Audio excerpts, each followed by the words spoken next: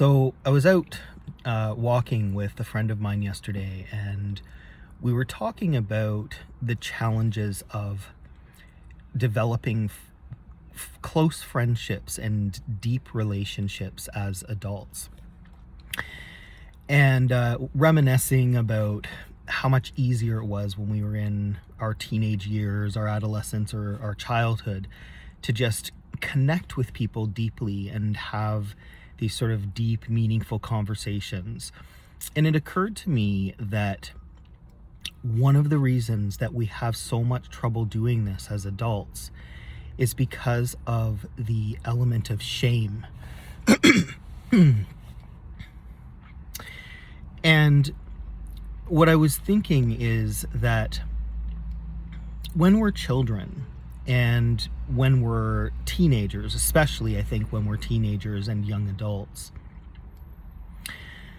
we don't have any fear around expressing our vulnerability. Well, I guess I shouldn't say we don't have any fear around expressing our vulnerability, but it's almost expected, I think, that we are going to be struggling with things, that we haven't got things all figured out yet, that maybe we don't know quite how to do relationships, or we're not 100% sure about what we're doing for a career, we haven't got our finances and money all figured out, or we're having trouble with our parents or whatever. And in our adolescence, we actually bond with other people over these challenges that we're facing. We come together with other people who are struggling with the same things, and we have deep conversations about that. We create experiences to see and be seen, to hear and be heard around the areas in our lives that we're finding challenging, the places that we are feeling lost or confused, or like we just haven't got it all figured out yet. And in doing that, we have these deep conversations, and we share our vulnerability, and we connect in those ways. And as adults, what happens to, I believe, the vast majority of us is that we cease to feel and experience any element of real safety around expressing our vulnerabilities. We don't talk about in our daily lives with most of the people we know the things that we're really struggling with, and especially with the onset of social media where everything has to be painted to be this beautiful, pretty picture, and it's like this competition to see whose life can be the most perfect. I think we've really lost the ability and willingness to be vulnerable with one another and to show up in a really authentic, truthful way and say, hey, you know what? This is a mess. I am not keeping it together in this way. My relationship is struggling.